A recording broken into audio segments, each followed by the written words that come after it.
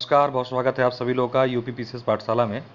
और जैसा कि आप लोगों को पता है, कल क्या कहते हैं कि ऑर्डर आया और ऑर्डर के एंट्रीम ऑर्डर है ये। और लेकिन इसके बाद काफ़ी लोग निराश भी हो गए कि क्या हो गया ये सब कुछ। तो और उसके बाद सबको ये लगने लगा कि बड़ा गड़बड़ हो गया सब, बस डेट की वजह से। तो मैं थोड़ा सा डिटेल, और बहुत लोगों का मैसेज भी आया कि सर क्या हुआ एग्जैक्टली डिटेल में। तो वही मुझे रात में मिला था, तो रात में वीडियो नहीं बना पाया था। मैंने आप लोगों को बोला था कि जब डिटेल हो जाएगी मेरे पास तो आप लोग को डिटेल करूंगा। तो बता देता हूँ ताकि आप लोग का भी मनोबल जो कम हो गया थोड़ा सा सही रहे, और आगे क्या संभावना है उस पर बात कर लेंगे। तो आगे बढ़ने से पहले रिक्वेस्ट है आप लोगों से, चैनल को सब्सक्राइब कर लें ताकि आप लोगों को महत्वपूर्ण अपडेट जो है समय पर मिलते रहे। कुछ लोग का कहना है कि सर फाइनल अपडेट पर ही सिर्फ क्या कहते हैं कि वीडियो बनाइए। तो देखिए, फाइनल अपडेट पे कुछ लोगों को हो सकता है, तो आप लोग जिसके भाई, अब कुछ लोग को रहता है मैसेज में पूछते हैं कि क्या रहा, तो फिर ऐसे पर्टिकुलर एक आदमी दो आदमी के लिए तो नहीं हो पाएगा। मैं बना देता हूँ, बाकी का जैसे लग रहा हो कि थोड़ा सा डिस्टर्बेंस हो रहा है तो मत देखें, क्योंकि अब ये इसके बाद जो है अभी तो लंबा समय चला गया है। लखनऊ की हियरिंग भी की डेट भी बताऊंगा अभी आपको मैं। तो उसी संदर्भ में जैसा आप लोगों को रहेगा बस तो बता दीजिए कमेंट बॉक्स में, तो उस तरीके से मैं कर दूंगा भाई, ठीक है। अगर चाहिए नहीं चाहिए होगा तो फिर कोई बात नहीं। और अगर मतलब रहती तो है जिज्ञासा, लेकिन सबका ध्यान रखना पड़ेगा हर चीज़ का। तो चलिए देखते हैं क्या है मामला पूरा। सबसे पहले देख लेते हैं। देखिए, ये कल का ऑर्डर है। तो इंग्लिश में मैं इसका निचोड़ बता दूंगा, पूरा पूरा तो आप चाहे तो आप लोग रोक रोक के वीडियो पढ़ सकते हैं। मैं दिखा दे रहा हूँ। ये सारा डिटेल ऑर्डर है। अभी और बड़ा कर देते हैं इसको, ताकि आप लोग वीडियो रोक के जिसको पढ़ना होगा वो पढ़ लेगा भाई, ठीक है। क्योंकि मैं पूरा तो पढ़ के तो बहुत टाइम चला जाएगा। मैं धीरे धीरे इसको आगे कर रहा हूँ, आप लोग रोक के देख लीजिएगा। इसका हिंदी वर्जन है, वो थोड़ा सा उसमें मेन मेन चीज़ पॉइंट पढ़ा के बता दूंगा मैं।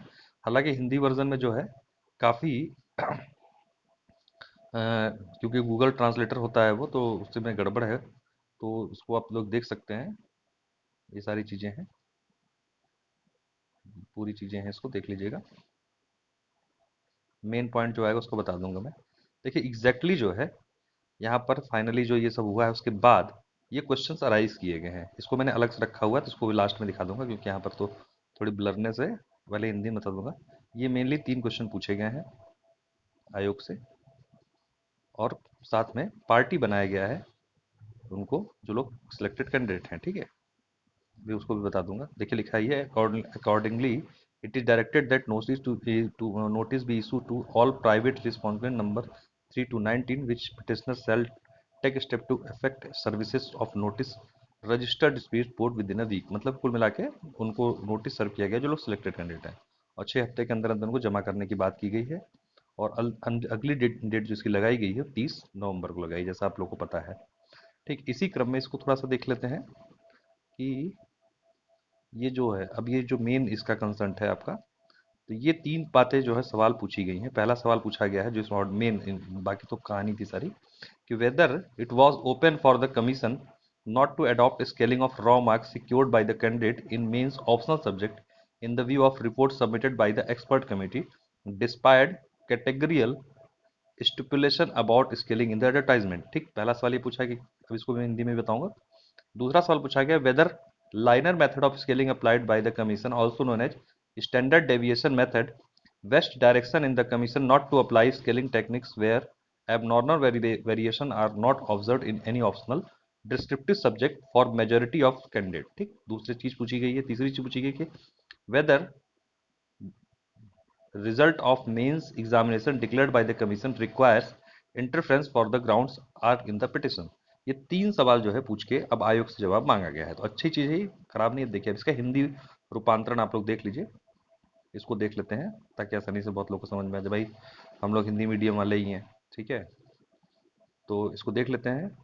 तो याचिकाकर्ताओं उत्तर प्रदेश लोक सेवा आयोग फॉर कंबाइंड अपर सबऑर्डिनेट दुनिया भर की बातें और अन्य के संबंध में द्वारा प्रकाशित विज्ञापन डेट है के लिए आवेदक था। उसने प्रारंभिक परीक्षा मुख्य परीक्षा उत्तीर्ण की, उसके बाद उसे व्यक्तिगत परीक्षाओं का सामना करने के लिए बुलाया गया, लेकिन उसकी योग्यता के आधार पर उसका चयन सुरक्षित न हो पाया। उसके बाद ये डेट है, उस पर अगर व्यतीत होकर इसने परिणाम घोषित होने के बाद अंतिम चयन सूची को रिट डाली। ये सारी कहानी सुनाई गई, वो जो इंग्लिश में लिखा वही सब हिंदी है।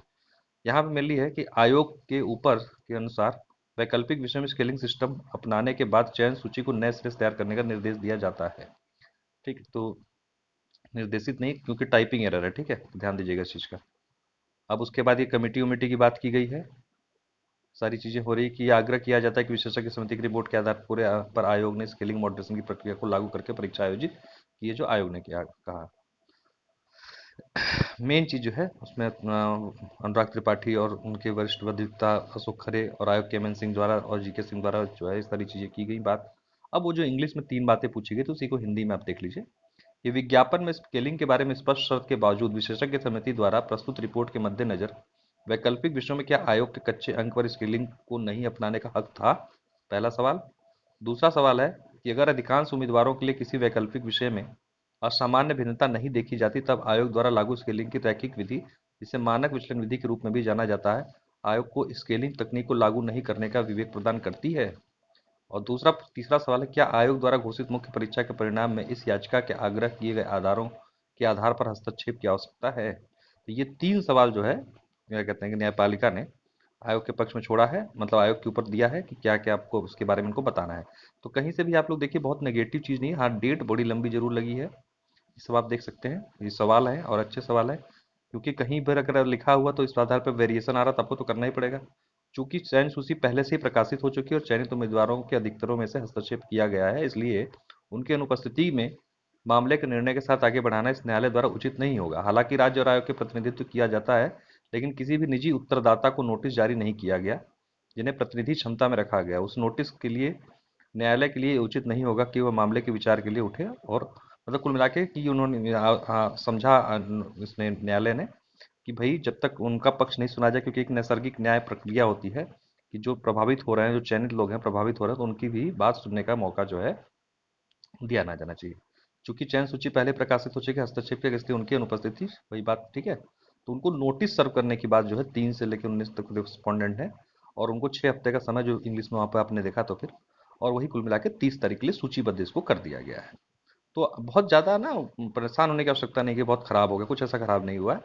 ये सब कुछ बस डेट का है। देखिए न्यायालय का मुद्दा है, चलता है वही 3 जो बातें हैं वहाँ पर थोड़ा सा ये जो है आपको देखने को मिल रहा है। कुल मिला के ये 3 सवाल और जो है आयोग से पूछे गए हैं, और आई होप कि आप लोग को डिटेल हो गया होगा। डिटेल नहीं हुआ तो मैं आपको फिर से एक बार बता देता हूँ कि अल्टीमेटली कुल मिला के जो ये है, इसमें अब जो है कि वो नहीं हुआ था, रिस्पॉन्डेंट नहीं बना पाए थे, जो लोग सेलेक्टेड थे उनको पार्टी नहीं बनाया गया था, तो उनको पार्टी बना दिया गया है।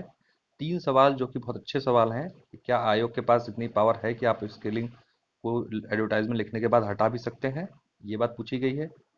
उसके साथ साथ पूछा गया है इसमें कि वेरिएशन अगर हो रहा है या नहीं हो रहा है तो क्या ऐसी दशा में स्केलिंग को हटाया जा सकता है। ये सारी बातें की गई। कोई कमेटी वगैरह की जो भ्रम फैल रहा था, एक कमेटी बना दी गई है, अब कमेटी फिर से देखेगी, तो ऐसा कुछ नहीं हुआ है, कमेटी वगैरह नहीं बनी है, न तो याचिका खारिज हुई है। ठीक।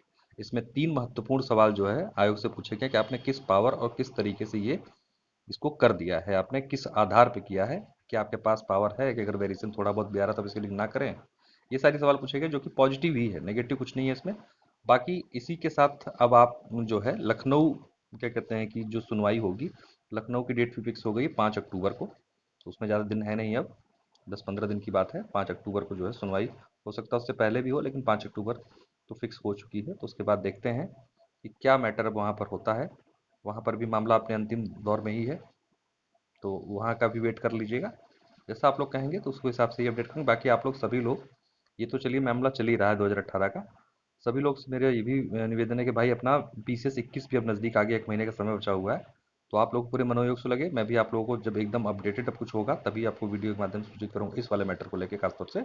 बाकी कुछ और मुद्दे होंगे तो उसको तो मैं अपडेट करता ही रहूँगा, नोटिफिकेशन से या किसी और चीज़ के लिए।